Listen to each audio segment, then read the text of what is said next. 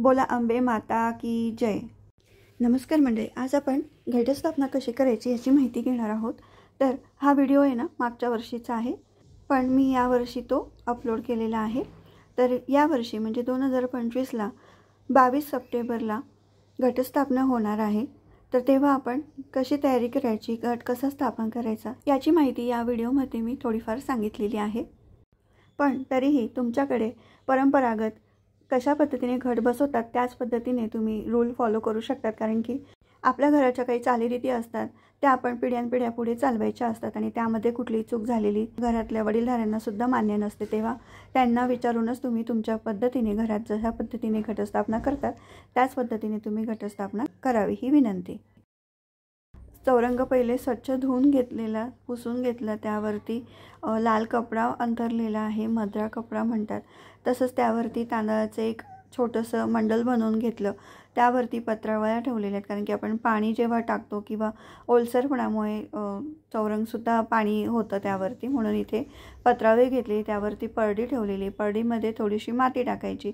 तर साधारण 3-4 इंच किंवा जास्तीत जास्त 5 इंचापर्यंत तुम्ही उंचीचा थर मातीचं लावू शकता। त्यामध्ये सप्तधान्य टाकलं जातं।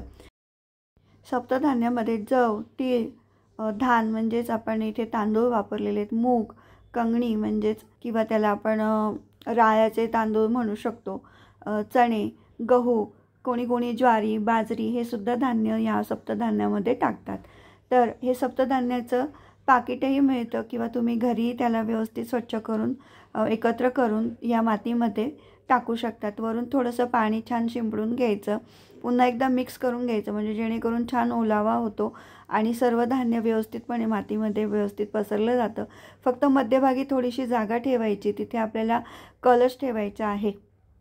तर इथे आमच्याकडे तर तांब्याचा कलश ठेवतात, पण घटस्थापनेमध्ये जनरली मातीचा जो घट असतो, छोटा असं मटक्याचा आकार असतो, त्याच्यामध्ये पाणी भरलं जातं। त्यामध्ये तुम्ही कॉईन टाकू शकतात आणि हळदी कुंकू टाकायचं आणि त्या मटक्याला आहे ना, छोट्या त्या घडाला आहे ना, असे लाल आणि पिवळाचा जो धागा असतो, कलावा असतो, तो तुम्ही 5 वेळेस गुंडाळायचा आणि त्यावरती आपण विड्याची पानं ठेवायची, स्वस्तिक किंवा ओम आणि 5 कुंकवाची बोटं ओढायची। एका नारळाला छान असं भरलेलं पाणीदार असं नारळ घ्यायचं, ओलं नारळ घ्यायचं अख्खं, आणि त्याला तुम्ही अशा पद्धतीने डोळे, नाक, कान आणि ओठ असे लावू शकतात आणि त्यामध्ये देवीचे दागिने, जसं नथ आहे, कानातले, गळ्यातलं मंगळसूत्र वगैरे तुम्हाला जे काही दागिने घालायचे असतील ते घालू शकतात।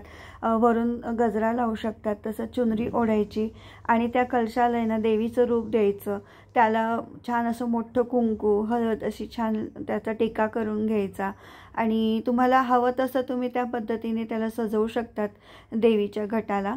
तर मी साध्या पद्धतीने सजवलेला आहे। मुख्य म्हणजे ते सप्तधान्य आणि जो छोटा मटका असतो त्याला विशेष मान असतो, विड्याची पानं वगैरे हे असतं, याला मान असतो, कळस असतो। तर ते व्यवस्थित हे करायचं, त्याला चुनरी द्यायची। तसंच आपण जो चौरंग मांडलेला आहे त्यावरती गणपती म्हणून एक सुपारी आपण पूजन करायचं त्याचं। तसंच विड्याच्या पानांवरती देवीचा जो टाक असतो, आपल्याकडे जो कुलदेवता असते तिचा टाक आहे ना आडवा असा झोपलेल्या स्थितीमध्ये ठेवायचा, कारण की 9 दिवस देवीचे आराम असतो असं म्हटलं जातं। तसंच विडा द्यायचा, म्हणजे जो पूजेचा विडा असतो तो ठेवायचा। शृंगारची ती एक पुडी मिळते बघा, त्याच्यात बांगड्या, आरसा, टिकली हे सर्व वस्तू असतात, ते तिथे एका विड्यावरती ठेवायचं। तर विड्याची पानं आहेत ना आणि 2-2ची जोडी ठेवायची, सिंगल विड्याचं पान ठेवायचं आणि जोडीने ठेवायचं। अशा पद्धतीने एक सिंपल अशी मांडणी करायची आणि एकदा आपण मांडणी केल्यानंतर आहे ना ते परत हलवायची नसते, म्हणून सर्व म्हणजे हळदी कुंकू असं पूजा सुरू करायच्या आधीच तुम्हाला कसं ॲडजस्टमेंट करायची त्या पद्धतीने तुम्ही करू शकतात। चौरंगाभोवती आपण छान अशी रांगोळी काढून घ्यायची। आमच्याकडे इथे दगडी दिवा अखंड तेवत ठेवतो आणि चालू ठेवायचा असतो, तर कोणी कोणी तांब्याचा ठेवतो, म्हणजे तांबे पितळाचा दिवा असतो, कोणाकडे दगडी असतो, आमच्याकडे दगडी असतो, तो अखंड त्याची ज्योत आहे ना चालू ठेवायची असते। तर त्यामध्ये तेल टाकायचं, व्यवस्थित पूर्ण भरायचं। दिव्याची वात आहे ना ही 1.25 हाताची करायची, म्हणजे पूर्ण 10 दिवस ती चालू राहते आणि मग नंतर आपण देवीचं पूजन करून देवीचं नाव घेऊन आपण घटाची स्थापना करायची। तर हा दिवा अखंड ठेवायचा, त्यामध्ये म्हणजे तेल व्यवस्थित टाकत राहायचं आणि जास्त वेळ दिवा छान असा अखंड चालू राहण्यासाठी ना त्यामध्ये कापराच्या वड्या टाकायच्या, कापूर टाकायचं, म्हणजे छान तेज आहे, म्हणजे जी ज्योत आहे ना ती छान अशी चालू राहते, मंदपणे अशी छान दिवसभर अशी त्याची म्हणजे दिवस रात्र छान चालू असते. अशा पद्धतीने आपण दिवा ओवाळून घ्यायचा, अगरबत्ती ओवाळून घ्यायची, माफी मागून घ्यायची, देवीचं नाव घेऊन घटस्थापना करायची. तर अगदी साधी सोपी अशी घटस्थापना असते. तुमच्याकडे कशा पद्धतीने करतात ते तुम्ही मला कमेंट बॉक्समध्ये सांगू शकतात. तसंच आपल्या देवारातले जे बाकीचे देव असतात, देवाचे टाक असतात, ते सुद्धा तुम्ही विड्याच्या पानांवरती ठेवू शकतात. जशी तुमच्याकडे पद्धत असेल त्या पद्धतीने तुम्ही करू शकतात. आणि हो, सर्वात पहिली माळ आहे ना ही विड्याच्या पानांचीच असते, त्याला महत्त्वाचा मान असतो. तर ती विड्याची माळ कशी बनवायची याचासुद्धा व्हिडिओ आपल्या चॅनलवरती अपलोड केलेला आहे, तर तुम्ही नक्की पहा. तर घटस्थापना असते, घट असतात, तेव्हा दुर्गा सप्तशतीचा सुद्धा पाठ केला जातो. तो पाठ कसा करावा, कशी मांडणी करावी, किती वेळेस वाचावा, किंवा तुम्हाला पूर्ण म्हणजे पूर्ण 10 दिवस करता नाही आला तर तुम्ही थोडे थोडे पाठ कसे वाचायचे याचीसुद्धा माहिती मी एक नंतरच्या व्हिडिओमध्ये देणार आहे. तर तो व्हिडिओसुद्धा तुम्ही नक्की पहा. तर भेटूयात आपण पुढच्या व्हिडिओमध्ये.